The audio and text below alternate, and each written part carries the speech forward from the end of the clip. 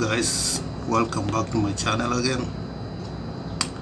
Now today we're gonna talk a bit about the universe. Actually, does it have an age? Is it infinite? Is it finite? We don't know. Did the universe start? Sorry, I have to adjust my glasses. During the Big Bang, or there was something before that? Big Bang is 13.8 billion years ago. But was that the beginning, or was there something else there? Like, for example, space. Was there space? And if there was space, then what was Big Bang actually? No, I have to answer that question before we can go further. I mean, today I'm going to mix things up. Here we are told about 46 billion light years away. I told you what's 1 light year is 9 trillion kilometers light travels in 1 year. That's 1 light year. Now think about 46 billion light years away. That's quite something, right?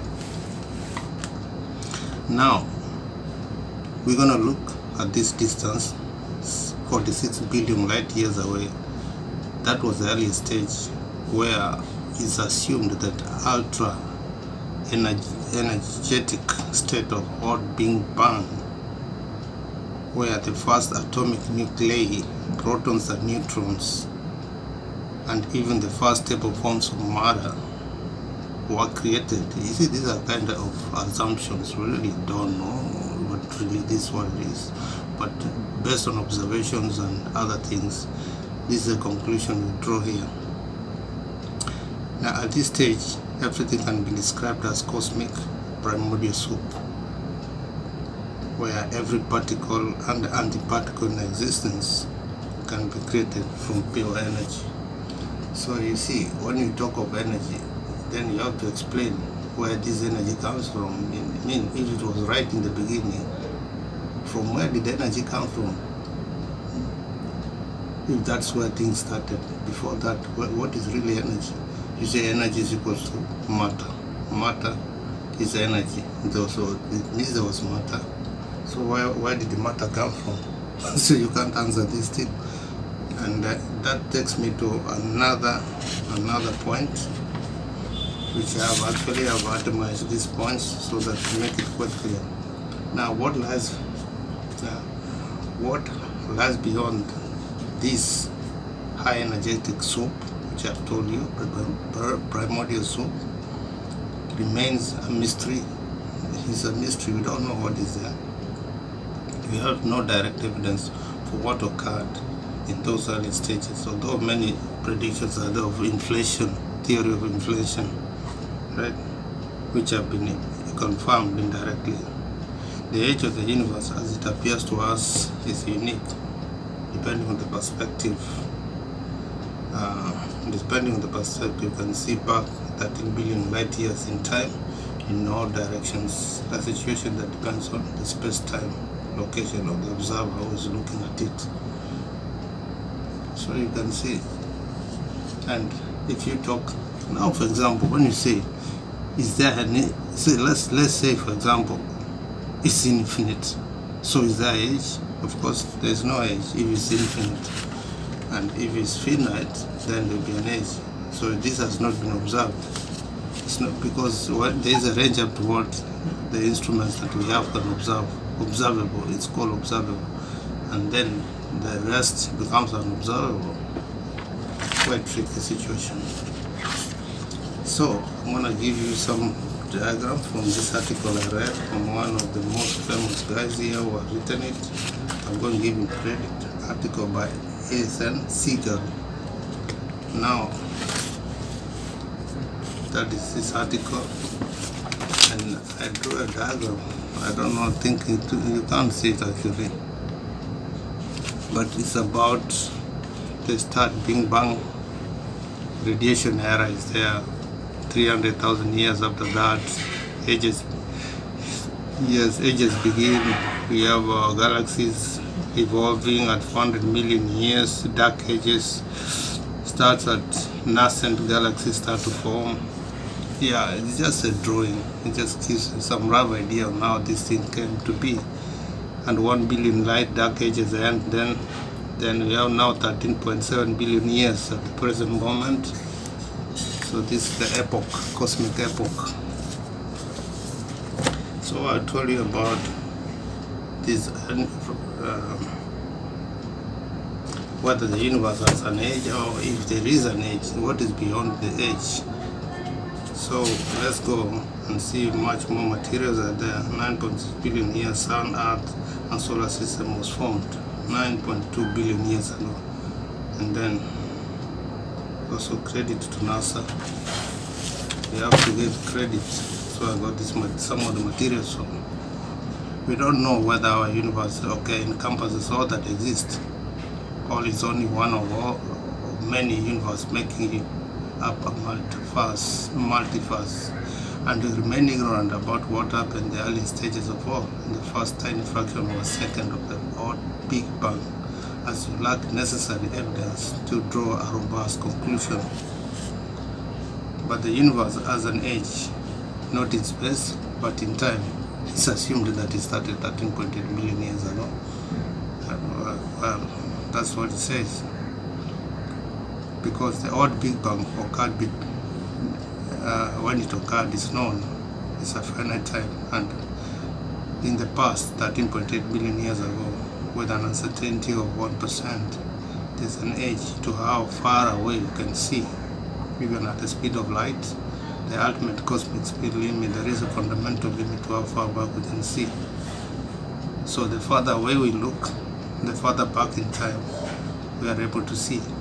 Here is so when you look back, the farther away you look with these instruments that are there, the farther back we are able to see.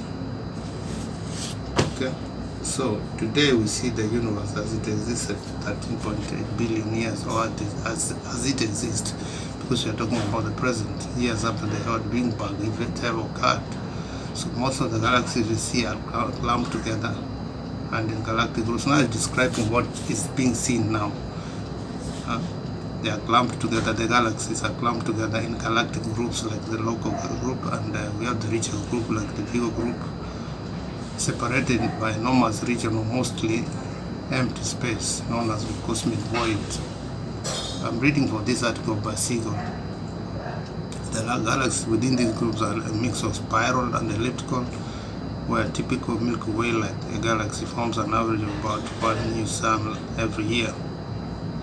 So this is somebody who's writing the article about this, but if this is what it is, it's sometimes, I think it's very difficult to imagine something being infinite, that it has no end.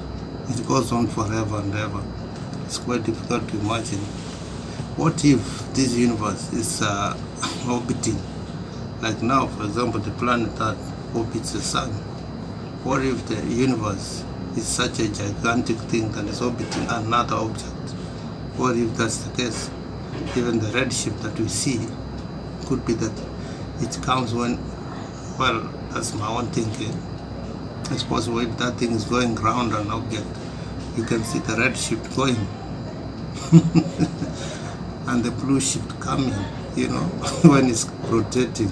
What if that's the case? Because how do you just say that, oh, this thing is just infinite, it has no end? How do you come to that? From where did it come from, my dear? It's very difficult to think about these things. Or how many of these universes do exist, really? Is it our own, this one that we are talking about? Or there are quite many of them? Yeah, sometimes it's we try to understand these things, but it's quite difficult for us, our bunny brains and small minds, to comprehend what the universe is. Even that name we use in universe, what does it describe? What phenomenon does the universe describe, really? So we're talking about this. Sorry guys, some noise is coming from outside, somebody shouting outside. So what is spiral? I'm going to draw to you spiral and elliptical. I think you know what's elliptical. Elliptical looks like oval, spiral looks like spiral. So maybe I should draw it.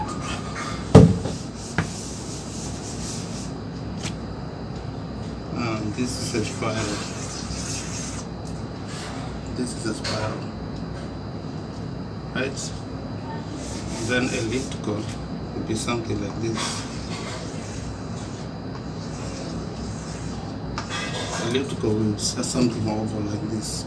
And they said that during the early stage, it was more spiral and less elliptical, against as opposed to what it is at the present time. So I want to give you more additions. In addition to normal matter in the universe, normal matter in the universe is mostly made of hydrogen and helium. Because about 1 to 2% of the normal matter is made of heavy elements on the periodic table, enable information on rocky planets like Earth, complex even organic chemistry.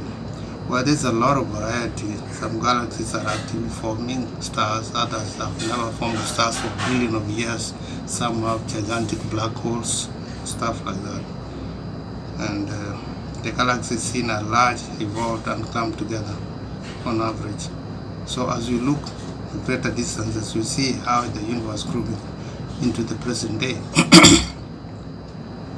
So as we look to greater distance, and we find that the universe is slightly less clumpy and slightly more uniform, particularly in large scales. We see that galaxies are lower in mass and less evolved.